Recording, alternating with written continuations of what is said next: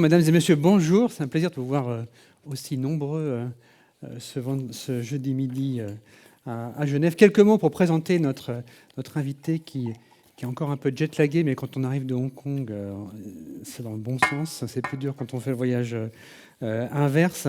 David Bavrez, que j'ai le plaisir d'avoir rencontré il y a déjà pas mal de temps quand j'étais moi-même basé à Hong Kong, installé depuis plus de 10 ans là-bas.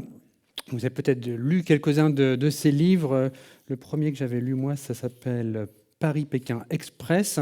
C'était en 2017. Il racontait l'arrivée au pouvoir d'un nouveau président en France, à qui il suggérait de faire un voyage étonnant, non pas d'aller tout de suite voir à Berlin son comparse allemand, mais d'aller en Chine, à Pékin, pour symboliser une volonté de réforme de l'économie. Et puis évidemment... L'auteur du livre brieferait le président dans le vol de Paris-Pékin. Bon, les choses ont pas mal changé à Pékin depuis. C'est drôle de relire ce livre, mais c'était vraiment un récit stimulant dans un style qu'on retrouve aussi dans... on y reviendra. Je vous verrai tout à l'heure pourquoi on a toute cette pile de livres. Ici, Chine-Europe, le grand tournant. Là, c'est un dialogue fictif entre Xi Jinping, le président de la Chine, et 5 experts européens. J'ai retenu 2 citations dans le livre. J'avais fait la chronique dans la GFI, vous pourrez la retrouver sur notre site. Mais la première citation, c'est un proverbe chinois. Quand souffle le vent du changement, alors il y a ceux qui construisent des murs et puis ceux qui construisent des moulins à vent.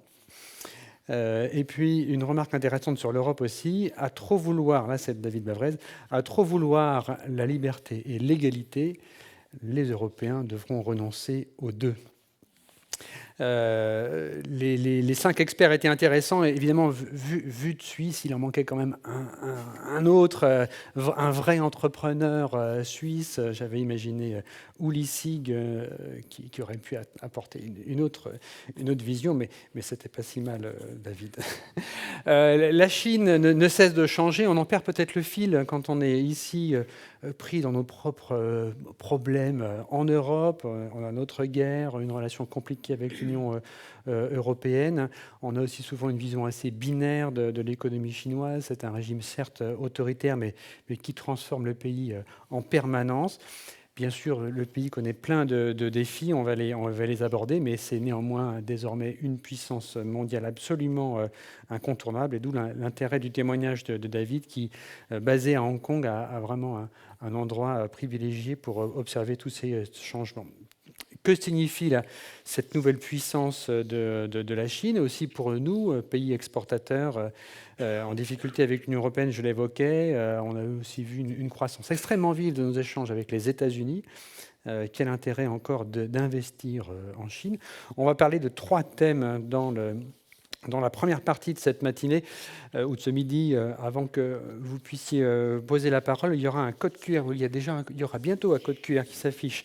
Et vous pouvez envoyer, si vous êtes timide, envoyer vos questions. Je les reçois sur cette magnifique tablette en direct. On les prendra vers 12h30, 30, 45. Mais il y a aussi des micros. Et pour les courageuses ou les courageux, à chaque question, un livre, gentiment offert par David.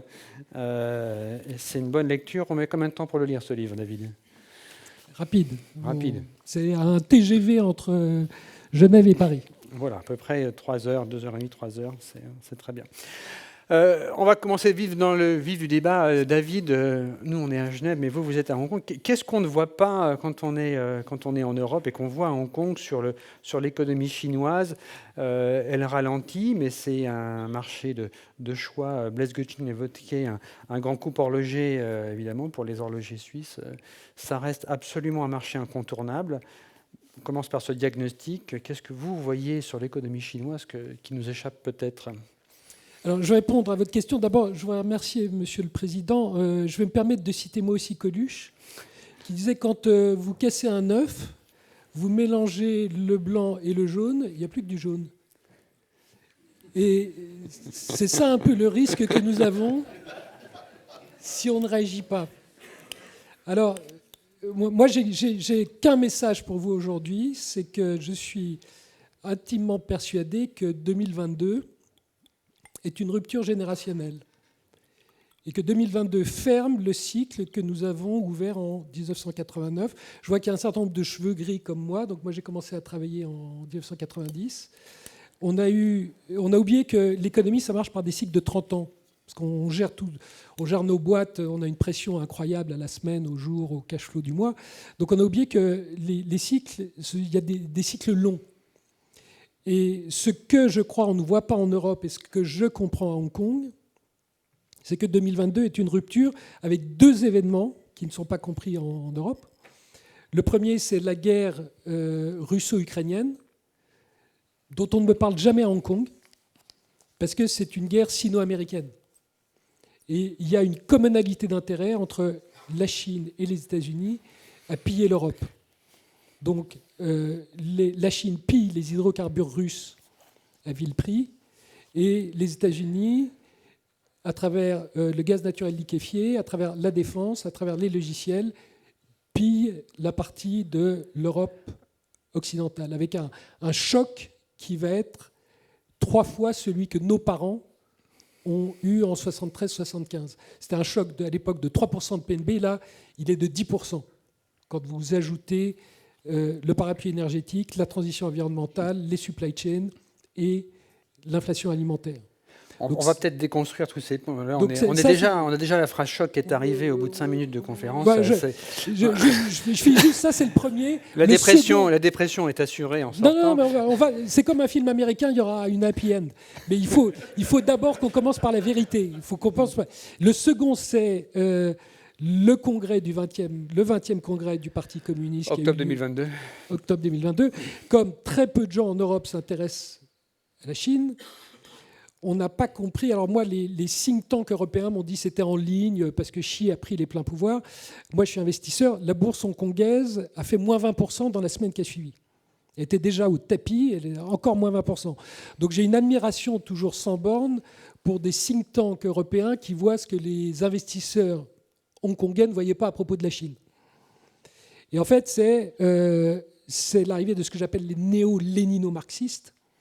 C'est-à-dire que Xi s'attaque au secteur privé en disant « je veux le contrôle du capital privé », parce que je vois qu'aux US, si on les laisse avec la révolution digitale, qui est par définition oligopolistique ou monopolistique, l'argent domine la politique.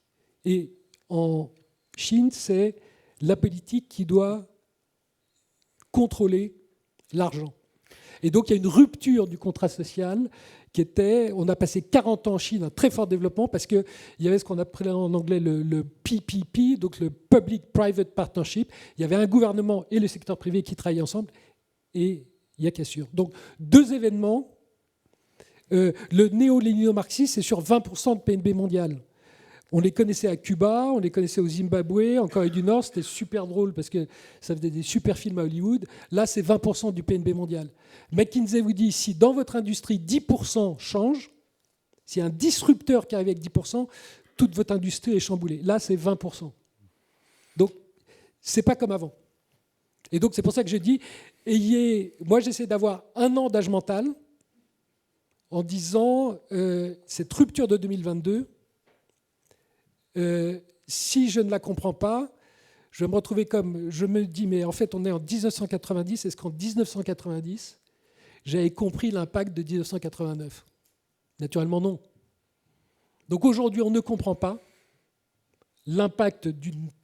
C'est normal, parce que c'est une rupture sur 30 ans, donc je ne vais pas vous dire au bout d'1 an que j'ai compris. Mais ça veut dire qu'il faut qu'on se pose beaucoup de questions. Qu'est-ce qu'on se pose comme question sur l'économie chinoise ? D'ici, on la voit très pénalisée par une crise immobilière importante, un endettement très important, un consommateur qui ne veut plus consommer. Elle est dans quel état vraiment, selon vous, cette économie chinoise ? Alors, c'est ça qui est intéressant, c'est que pour moi, on passe d'une économie de paix, c'est-à-dire les 30 dernières années, on était en paix, relative, mais on était en paix quand même. Donc la paix, surtout à Genève. Surtout à Genève. Nous rentrons dans ce que j'appelle une économie de guerre. Ce n'est pas la guerre, mais on rentre dans une économie de guerre. Alors, ça veut dire quoi ? Quand on regarde la Chine, si on est en économie de paix, comment vous jugez un pays quand on est en économie de paix ? C'est son PNB. Donc le PNB de la Chine, l'an dernier, plus 3, cette année, plus 5, donc ça fait plus 8, mais la devise a fait moins 10. Donc si vous êtes investisseur ou entrepreneur, vous y allez non pas pour ramener des RMB, hein, vous y allez, vous voulez des francs suisses, ou sinon des francs suisses, au moins des dollars. Donc ça fait 0 en fait. Donc stagnation. L'économie chinoise, elle est en fait, de notre point de vue, en valeur, stagnation. ce qui est le truc, moi, investisseur qui m'intéresse, elle stagne. Donc c'est pas bon. On est d'accord. Si on est en économie de guerre, est-ce que M. Zelensky se lève le matin en disant c'est quoi mon PNB de la journée? Non. M. Zelensky il dit je suis en guerre, j'ai perdu mon indépendance, je dois regagner mon indépendance. Et en termes macroéconomiques, la dépendance que vous avez vis-à-vis du reste du monde versus la dépendance du reste du monde vis-à-vis de vous, ça s'appelle, en termes macroéconomiques, ça s'appelle la balance commerciale. Et l'an dernier, la Chine a un surplus de 900 milliards de dollars. 400 milliards vis-à-vis de l'Europe. Avec le reste du monde, oui. Avec le reste du monde. 400 milliards vis-à-vis de l'Europe, 400 milliards vis-à-vis des États-Unis. Donc le président Xi, il va voir son politburo en disant mais on n'a jamais été aussi fort. Donc pour répondre à votre question, je suis un peu long, mais je dis en économie de paix, on serait la Chine catastrophé, perd, la croissance mais en économie de guerre, la Chine gagne. Donc toute la question c'est est-ce qu'on est en économie de paix ou est-ce qu'on est en économie de guerre?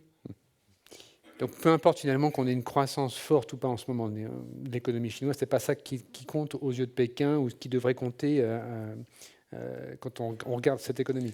Ben, c'est pour ça que, en fait, la grande différence, c'est quoi? C'est qu'une économie de paix, vous êtes tiré par la demande, par des clients. Donc moi, investisseur, j'ai passé 30 ans à essayer de trouver des gens comme vous, absolument géniaux, qui ont des idées et qui, du coup, ont des clients qui achètent leurs produits. Et donc, j'ai investi chez vous.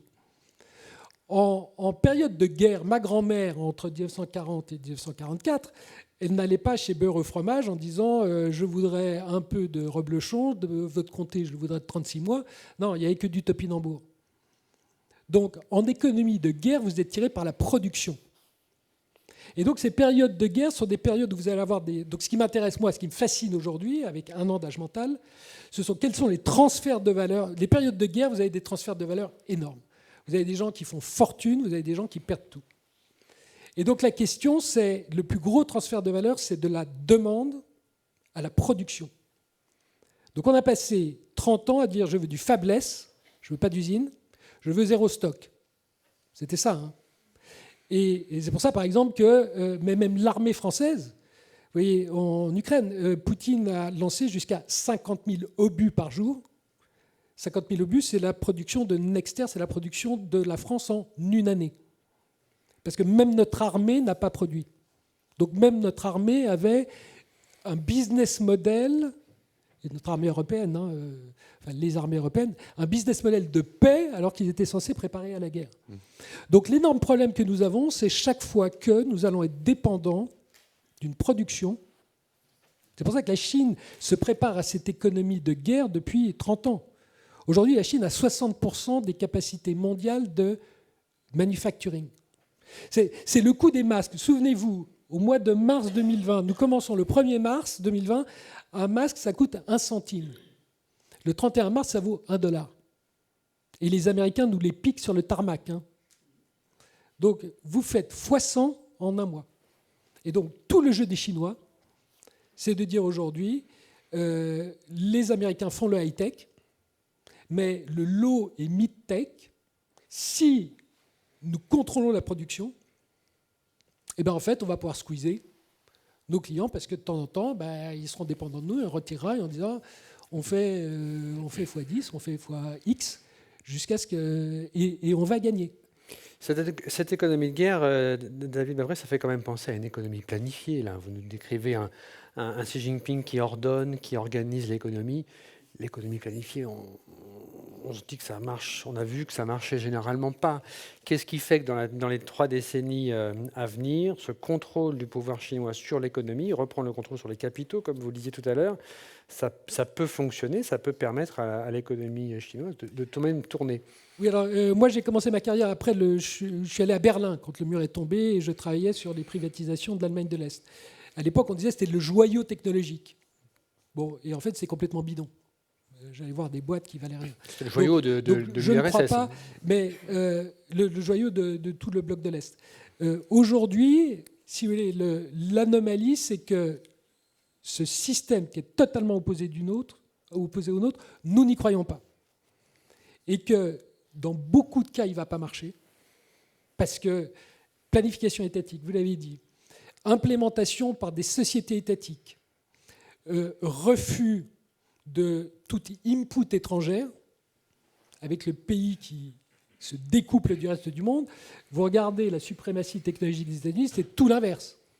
C'est un gouvernement américain qui en fait finance le secteur privé en disant la NASA, c'est vous qui savez faire, c'est Boeing, la NASA, vous donnez de l'argent à Boeing. Ce sont que des sociétés privées en Californie et la Californie, vous savez que le Fortune 500, une société sur deux a été fondée par un migrant. Donc tout ça, ça fait que la Chine ne va pas aller loin. Mais il va y avoir des exceptions. Il va y avoir, parce que vous avez dans des domaines spécifiques, sublimement intelligents, ce qu'on appelle NDRC, donc le commissaire au plan, fait d'énormes choix technologiques, des paris technologiques. Et donc là, ils en font deux, l'automatisation et la décarbonisation. Et donc ce sont les deux grands axes sur lesquels ils disent, on pense que c'est là que tout va jouer, et nous serons numéro 1 mondial. Donc il ne faut pas être arrogant, il ne faut pas être défaitiste. Moi, je dis, ne surestimons pas la Chine qui se ferme. Donc, on n'est pas foutu en Europe. Mais à l'inverse, ne soyons pas arrogants, ne sous-estimons pas la Chine qui continue à s'ouvrir. Et ne sous-estimons pas les meilleurs entrepreneurs du monde, qui sont les entrepreneurs chinois, parce qu'ils évoluent dans l'environnement le plus hostile. Et si j'ai un livre à vous recommander, ce n'est pas du tout le mien, lisez un livre qui s'appelle Dragon Tactics, qui a été écrit par une de mes amies, Sandrine Zerbib, qui a monté Adidas de 0 à 1 milliard de dollars en Chine et qui a observé depuis 30 ans toutes les qualités, de manière objective, toutes les qualités, la supériorité du management chinois par rapport au management occidental. Supériorité et infériorité. C'est une Bible. Si vous êtes entrepreneur, je vous le conseille. On va revenir tout à l'heure sur des questions spécifiques sur quelles leçons tirer de cela quand on est entrepreneur. Mais j'aimerais encore creuser cette question d'économie de guerre. Est-ce que ça change ou ce que ça pourrait changer avec ce qu'on a connu au cours des 30 dernières années, qui ont aussi coïncidé avec l'entrée de la Chine à l'OMC. On était dans une économie plutôt de l'abondance, de coûts qui étaient assez faibles, de chaînes d'approvisionnement qui étaient réparties dans le monde, vraiment optimisées à tous les points de vue, et donc des coûts toujours plus faibles. Ça, c'est fini. Ça veut dire qu'on part sur une génération où on a plutôt des tensions en permanence sur les prix à la hausse. Si vous me permettez, Monsieur le Président, je vais utiliser un gros mot, je vais prononcer le nom de Crédit Suisse. Mais il se trouve que c'est leur analyste un de leurs analystes, il y a 1 an, a publié une note qui était extrêmement intéressante. Il disait la crise de 2008, c'est une crise d'excès de levier financier, donc excess financial leverage. Et la crise de 2022, c'est une crise d'excès de levier opérationnel.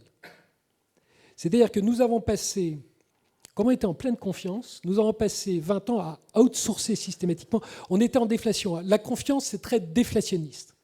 Donc ce qui nous est arrivé depuis 30 ans, c'est que votre directeur financier est venu nous voir en disant les prix baissent, donc on doit casser les coûts. Et donc je prends la chaîne de valeur, et dès que je trouve quelqu'un sur une marketplace qui me fait une partie de notre chaîne de valeur moins chère, s'il est noté blablabla par Mr. Smith, Mr. Chan, que je ne connais pas, on fonce, on y va. Vous avez perdu le contrôle de vos opérations. Mais tout marchait. On n'a pas eu le contrôle, mais les coûts sont plus bas. Les coûts sont plus bas, c'est parfait. Et là, tout casse. Et donc le problème que vous avez, le problème que doit faire votre board, si vous avez des administrateurs qui font leur travail, c'est de dire, on va prendre la chaîne de valeur ensemble. Qu'est-ce qu'il faut qu'on continue à contrôler, et potentiellement qu'on ramène, parce qu'on est en dépendance là. Et le coût du masque de 1 centime à $1, on va se le prendre en plein dans les narines. À l'inverse, on ne va pas tout ramener, parce que chaque fois qu'on ramène, ça coûte beaucoup plus cher. Donc vous avez un choix stratégique à faire. Si vous vous plantez, vous allez sans doute planter votre boîte. À l'inverse, si vous réussissez, les bons choix, vous allez défoncer vos concurrents, parce que vous aurez la bonne structure de coût. Donc l'impact de ça, c'est que votre structure de coût, elle va augmenter. On est en inflation structurelle. On a eu la greedflation, comme on dit en 2022, c'est-à-dire que tout le monde a profité de la réflation pour augmenter ses prix encore plus que les coûts. Là, cette année, ça baisse. C'est pour ça que tous les hommes politiques vont vous dire qu'il n'y a plus d'inflation. C'est totalement faux, parce que nous avons ce qu'on appelle la greenflation qui débarque, qui va être le coût de la transition environnementale qu'on va commencer. Le coût de l'énergie, ce n'est pas plus 5, c'est plus 50%. En France, le nucléaire, c'est passé de 42 à 75. Le offshore wind, les nouveaux appels d'offres, au UK, c'est plus 50% les prix. Donc, vous, ce que vous devez faire, c'est comprendre, vous devez changer votre méthodologie de pricing. C'est-à-dire que ce qu'on a fait, nous, nous tous, dans les 30 dernières années, c'est qu'on a fait du value for money. C'est-à-dire qu'on vous a dit, on est en déflation, donc il faut couper les coûts et donc on baisse les prix. Et c'est comme ça que quand vous allez chez Carrefour, ils vous vendent de la viande de bœuf et en fait c'est de la viande de cheval. Parce qu'il y a un moment où vous ne pouvez plus. Et donc ça casse. Donc le value for money est mort, il faut faire ce que j'appelle le money for value. C'est-à-dire c'est ce que font, il faut que vous transformiez votre société comme c'est ce que font les softwares. Quand vous achetez un logiciel à Microsoft, vous ne vous demandez pas c'est quoi la structure de coût de Microsoft et c'est quoi la marge. Non, vous dites j'achète du Microsoft parce que ça me fait faire des gains de productivité énormes. Et donc les meilleures sociétés de logiciels, donc pas des gens comme Dassault Systèmes, vous disent quand on va avoir un client, on quantifie le gain de nos softwares pour le client et on essaye d'en prendre 20%. Donc moi, c'est ce que je faisais quand j'avais un fonds d'investissement. Je disais, je vous donne une certaine performance et au-dessus, je prends 20%. Et je ne vous disais pas ma structure de coût. Et donc vous, ce que vous devez faire, c'est que vous devez, ce que très peu de sociétés font, en fait, vous, en général, vous pricez en fonction de vos concurrents. En fait, il faut que vous réfléchissiez à quelle est la valeur que je crée en économie de guerre. Et cette valeur que je crée pour le client, lui démontrer, le client, si tu m'achètes 20, tu fais 100. Et donc les bonnes boîtes de software essayent de facturer 20% de la valeur qu'ils créent à leurs clients. Et si vous faites ça, c'est là que vous avez une marge qui devient fantastique parce que le client, donc de manière rusée, ce que vous faites, c'est que vous introduisez ça en performance fee. Vous dites à votre client, je te vends 100, mais si tu obtiens tel et tel résultat, on est d'accord qu'on partage la surperformance que tu as réalisée grâce à moi. Et ça, c'est très rusé. Et ça, c'est parce qu'autrement, votre structure de coût va monter, vous n'allez pas vendre plus cher et votre marge va y passer. Dans tout ce contexte, qu'on soit déjà installé en Chine ou qu'on souhaite y aller, aujourd'hui, si le Parti communiste reprend le pouvoir à tous les échelons, est-ce qu'il y a encore une place pour un investisseur étranger, un entrepreneur étranger pour créer un centre de production ou développer sa présence en Chine ? Parce que même si l'économie se développe moins, le marché reste important. Mais comment le faire ? Est-ce qu'on le fait différemment aujourd'hui qu'on le faisait peut-être il y a 10 ans en arrière ? Alors, ce qu'il faut comprendre, c'est que la frontière, qui autrefois était entre capital chinois et capital étranger, cette frontière évolue entre capital étatique et capital privé. Que ce capital privé soit suisse ou chinois. C'est-à-dire que vous avez une communalité d'intérêt total, vous, entrepreneur privé suisse, avec l'entrepreneur privé chinois. Et vous avez un énorme avantage par rapport à lui, c'est que vous devez dérisquer, je ne sais pas, peut-être 5, 10, 20% de votre chiffre d'affaires. Le Chinois, il doit dérisquer 100% de son chiffre d'affaires. Donc, il y a moyen de faire des trucs rusés. Moi, je vois 4 scénarios. Ce que je dis à tous les boards à qui je fais des présentations, des comités exécutifs. Premièrement, vous partez.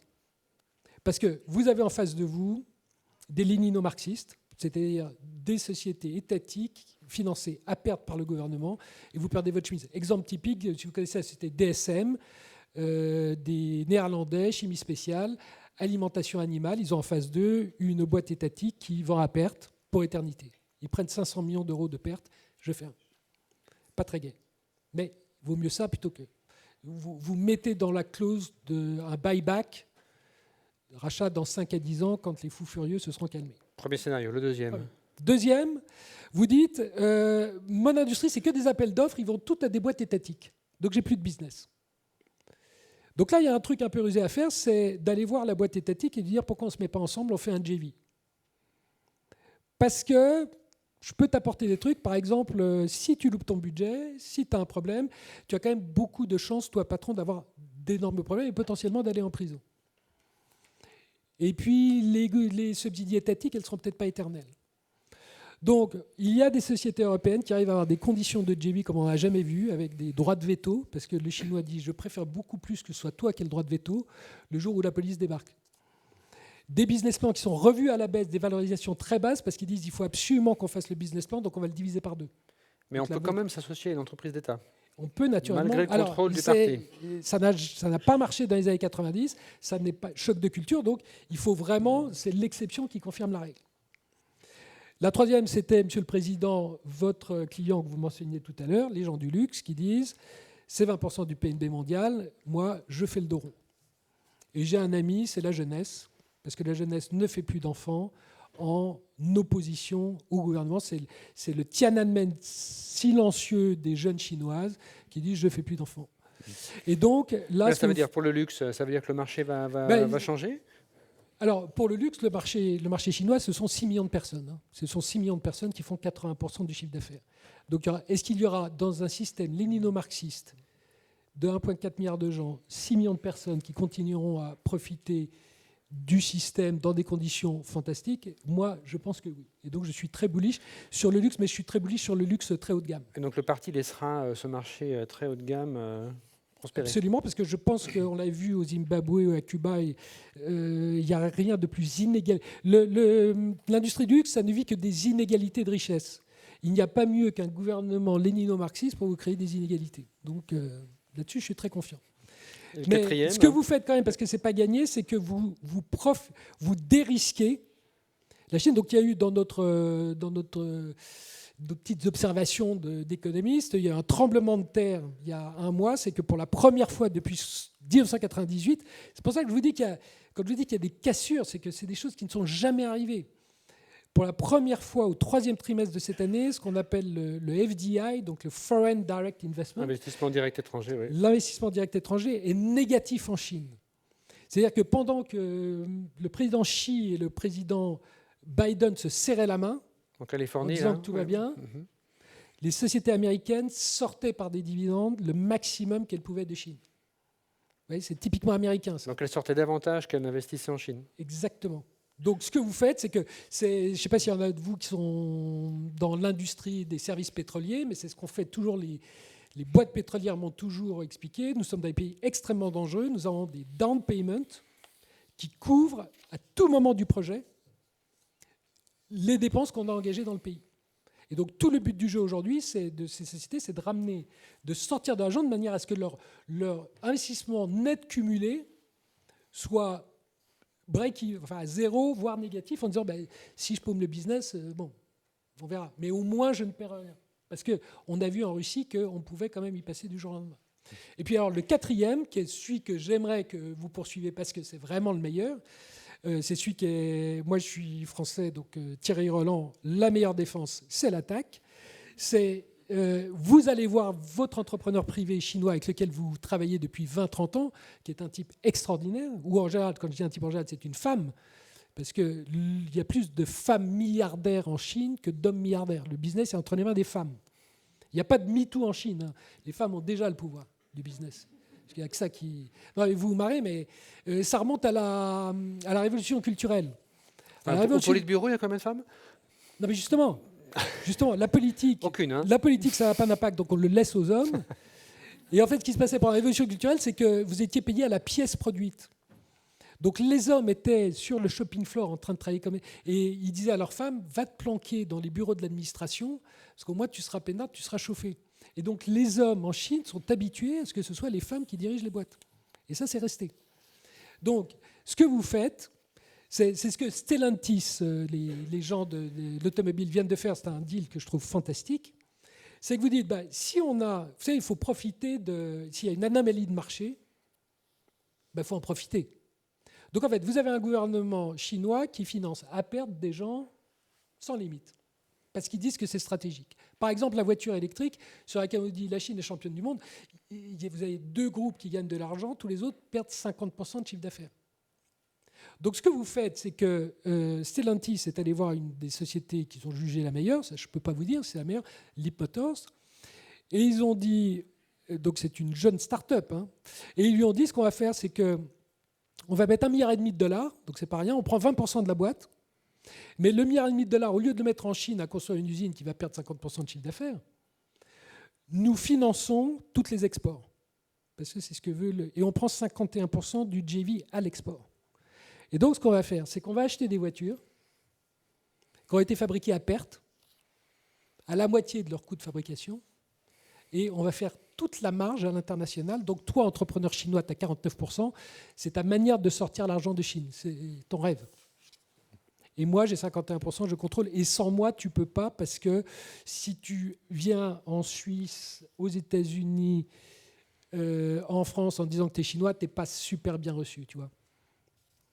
Donc, opportunité, c'est vous transformez la menace en opportunité. Vous dites à l'entrepreneur chinois, je vais t'aider à dérisquer la Chine.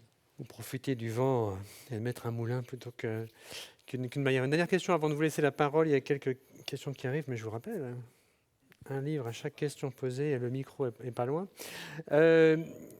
On est à Genève, on prend cette rue de Lausanne à côté et on fait on fait 2 kilomètres, je crois, on arrive au siège de l'Organisation mondiale du commerce. Dans cette économie de guerre, ce nouveau monde, pour les petites économies ouvertes comme la nôtre qui dépendent d'un état de droit, du multilatéralisme, ça veut dire que ce monde-là est aussi terminé ? Absolument, mais il n'est pas terminé par la Chine, hein. Il est terminé par les Américains. Parce que le programme IRA, donc Inflation Reduction Act, qui pour moi est Inflation Reacceleration Act, parce que quand vous faites 9% de déficit budgétaire, il faudra m'expliquer comment vous ralentissez l'inflation. C'est typique d'un monde, vous passez du lait, et je suis désolé s'il y a des avocats ou des juristes de formation dans la salle, mais nous passons d'un monde où on respecte les contrats à un monde où on ne respecte plus les contrats. Nous passons à un monde où la relation elle est transactionnelle. L'Arabie saoudite dit je suis avec les États-Unis pour ma défense, je suis avec la Russie pour mon pétrole et je suis avec la Chine sur mon commerce. Donc c'est pour ça qu'il faut bien différencier économie de paix et économie de guerre, hein. Qu'est-ce qui se passe ? Vous passez de la confiance à la méfiance. Vous passez de la déflation à l'inflation. Vous passez du contrat à l'arbitraire. Et vous passez, dans les négociations, vous passez du rapport de force, en disant, compte tenu du rapport de force, je vais avoir une transaction équilibrée, qui va durer dans le temps, qui va refléter les rapports de force, donc c'est tout à fait normal. Vous passez au ratio de dépendance, c'est-à-dire que je veux une transaction déséquilibrée, dont vous êtes dépendant, et comme vous êtes dépendant, ce déséquilibre, il est pérenne. Et donc, je gagne beaucoup d'argent sur votre dos. Et donc, tout le problème, c'est un problème de contrôle. Et le contrôle, si vous me permettez juste une seconde, le meilleur exemple que vous avez pour moi, donc ce qui est très intéressant, c'est d'essayer de comprendre comment le contrôle va changer. Parce que le contrôle, pour moi, historiquement, c'était de dire, si j'ai des actions, je possède la société, j'ai un droit de vote, donc j'ai le contrôle de la société. Et regardez ce qui est arrivé avec OpenAI. OpenAI, pour moi, c'est absolument fantastique, parce que c'est un des très bons... C'est pour ça que c'est pas qu'en Chine. Hein, il n'y a rien de chinois, ce que j'allais dire. Hein, non, mais c'est pour ça que c'est pas... Enfin, ce phénomène, c'est pour ça que je vous dis que c'est une rupture. Ce phénomène, il est planétaire. Est-ce que vous connaissez beaucoup de gens, Monsieur le Président, est-ce qu'il y a beaucoup de vos clients qui disent « J'ai 10 milliards de dollars dont je ne sais pas trop quoi faire, donc je me propose de les investir dans une société où je n'aurai aucun droit de vote, je ne serai pas représenté au board, et le management fera ce qu'il veut. » Mais ils ont 10 milliards de dollars. Voilà. Et quand vous l'investissez, vous demandez quand même d'avoir un minimum de contrôle. Bon, il se trouve que Microsoft a mis officiellement 10 milliards dans OpenAI sans rien demander. Et que quand M. Altman s'est fait démettre par le board le vendredi, il est revenu le dimanche en disant, vous savez quoi, je vais chez Microsoft demain, parce qu'ils m'ont fait une offre. Et le software, l'algorithme, Microsoft, pour les 10 milliards, a une licence perpétuelle. Donc, en fait, demain, je vais au bureau chez Microsoft, l'algorithme, je l'ai. Mais il y a une petite différence, c'est que les 10 milliards, on les a dépensés au cours des 12 derniers mois pour avoir tous les serveurs chez Microsoft Azure. Et ça, on vous le coupe demain parce que c'est moi qui les récupère chez Microsoft. Donc vous êtes un board, et les 700 employés viennent avec moi. Donc vous êtes un board qui, le dimanche matin, disait on contrôle la boîte, et qui, le dimanche soir, dit nous n'avons plus les employés, le software, il y a un concurrent qui l'a, et nous n'avons plus accès au hardware. Et si on demande à Google et à Amazon de nous reconstruire cette capacité de hardware, ça va mettre beaucoup de temps. Et puis il faut qu'on trouve 10 milliards qu'on n'a pas. Donc ce qui m'intéresse beaucoup, c'est que quand je vous parle de contrôle, c'est que nous avons passé les 20 dernières années à constater que le logiciel kidnappe le hardware. Le software kidnappe le hardware. Donc c'est ce qu'on a appelé l'uberisation, c'est-à-dire que si vous avez un hôtel, c'est moi qui vous fais la réservation et je prends 20% de commission, je fais 50% de marge, donc j'ai 10% de toute la chaîne de valeur en profit net. Et vous êtes break-even. C'est ça les 20 dernières années. Et là, c'est la première fois, quand je vous dis qu'il y a un changement de valeur, un transfert de valeur de la demande à la production. OpenAI, sa production, ce sont les serveurs. Et donc, c'est la première fois que le hardware prend en otage le software. Donc, si vous investissez dans les softwares, aujourd'hui, Attention, et il faut... attention au serveur. Attention au hardware, parce que c'est là que vous serez en dépendance, et c'est là que le coût de Microsoft, parce que mettre 10 milliards dans une boîte sans rien demander, ça, j'ai jamais vu de ma vie d'investisseur et je ne le verrai jamais. Donc vous voyez que le coût il était prémédité depuis 4-5 ans, pour être sûr qu'il n'y aurait pas de régulateur qui empêcherait OpenAI de construire ce qui va être un monopole mondial s'ils y arrivent. Merci beaucoup. Un grand merci.